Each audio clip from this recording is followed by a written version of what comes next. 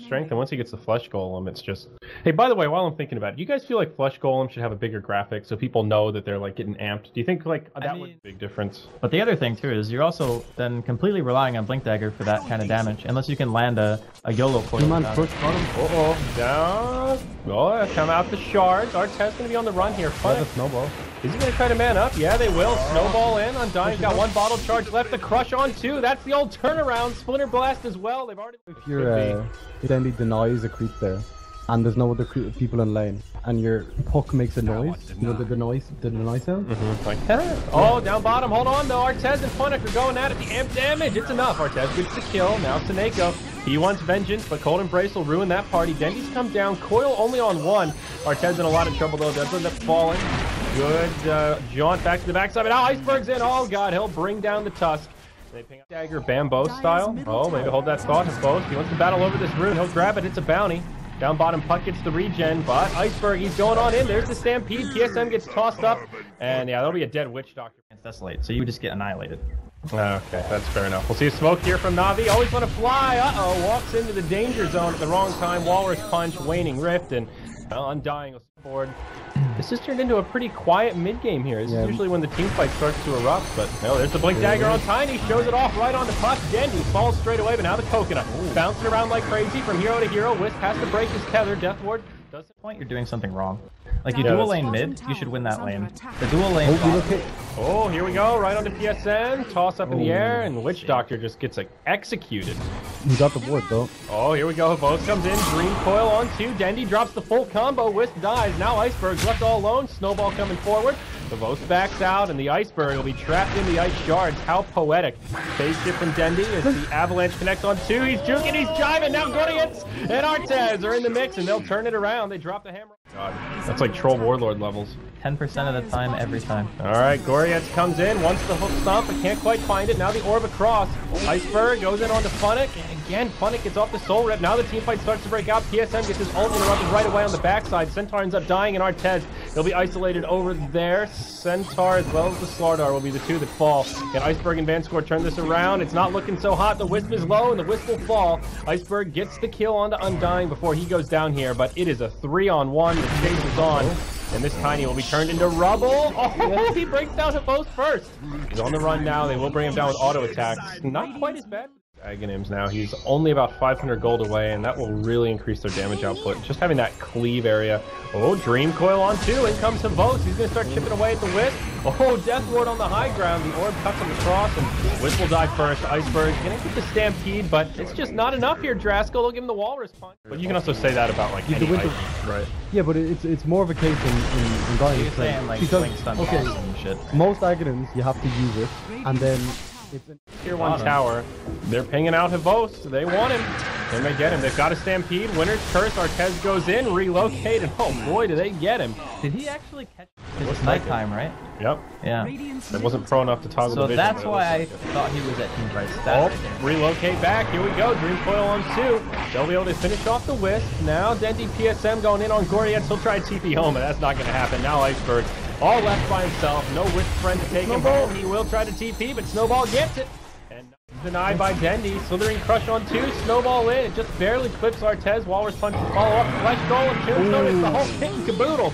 But Gordians comes in to break it up. Dendi lifts the Waning Rift, but connects the coil on just a few. Can they actually follow up for this? Yes, they can. Havos finishes off the Wisp. Centaur gets killed as a peripheral. An apt explanation for what just happened. That was a very nice mana void, by the way. Yeah, a lot of AM players would have been tempted to just mana void the freaking Wisp, right? Oh, they're going in again, boys. They want the Winter Wyvern. She's silenced. She's brought down. They have to pay with their Tusk now. They also got the Tier 1 tower.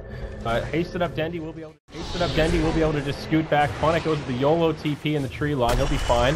And Slitherine Guard. Uh-oh, he's slithering on forward. Finds PSM. Hits him with an amp damage. Just a follow-up going to be there, though. Teammates are on the way. Coconut bouncing around, but it doesn't matter. The Witch Doctor, they'll cut off his dreads and stick him up. It's on the Tusk.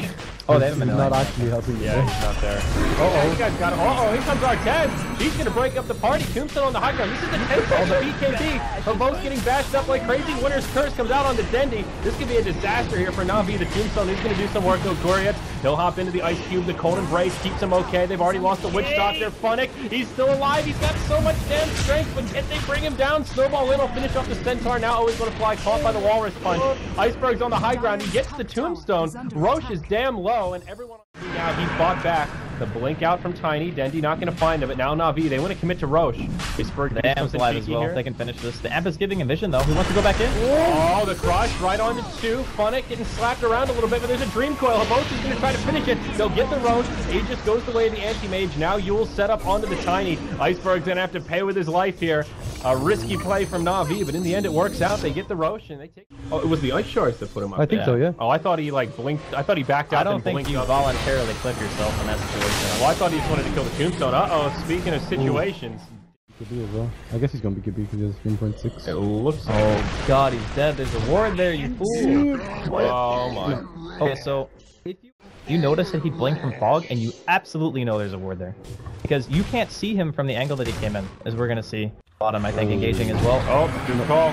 Next, used by Vincere. Can they actually catch him here? Yep, they'll have to burn the Dream Coil to do it, though. 2 seconds until he hops out, and they've got the damage. Yeah. He doesn't need the That's true. silver edge. Oh, they're lining up on Funnik here. The smoke rotation from the rejects. Here we go. Slithering crush in. They're just going to bash him down. A relocate. Looks like Shane talked about it. You can jump on the Undying. That's almost your prime target to start a fight. Winner's Curse on the Goria. It's not going to do a hell of a lot. They're going to get the Witch Doctor on the backside here. Havos is BKB'd. He's coming on in. Tiny trying to chase back the supports. That's... And they don't have bliss. Yeah. And so all of a sudden they could potentially get racks. Yeah, I think go ahead, Shane. the second amplify damage is on Havos, and the amount of physical damage that CIS guys have is too much.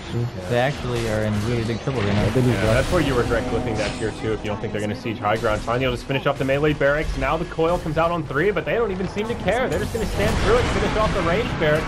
Downvote hops in. There's the Manta, but BKB Slardar hits him with a crush. Havos taking huge damage. The Soul Rip isn't enough, but remember, he had the Aegis. No, he didn't. He lived. I lied. Okay. Snowball. Snowball. That's the one that reset it. Now Vincere, he'll get finished off. Dendi hops in the middle of the fight. There's the Death Ward, doing a lot of damage to Iceberg. He goes down and... Are you going to spring this trap, silly Yugi? Havos, he loses his smoke. Oh, descendant Funnik. Always want to fly, goes in. Funnik in the front line. Goriets with a hook stomp goes right on to PSM. They'll bring him down first, so they had to lose their Winter Wyvern. Both teams trading a big support with their ultimates on cooldown.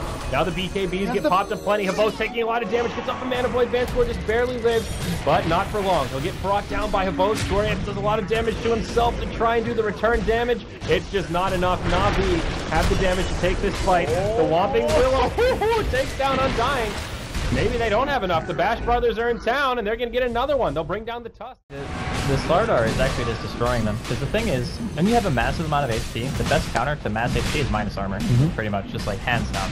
So, if you don't have a significant amount of armor already, is he going for this? Yep. Oh, not quite. He missed it! And...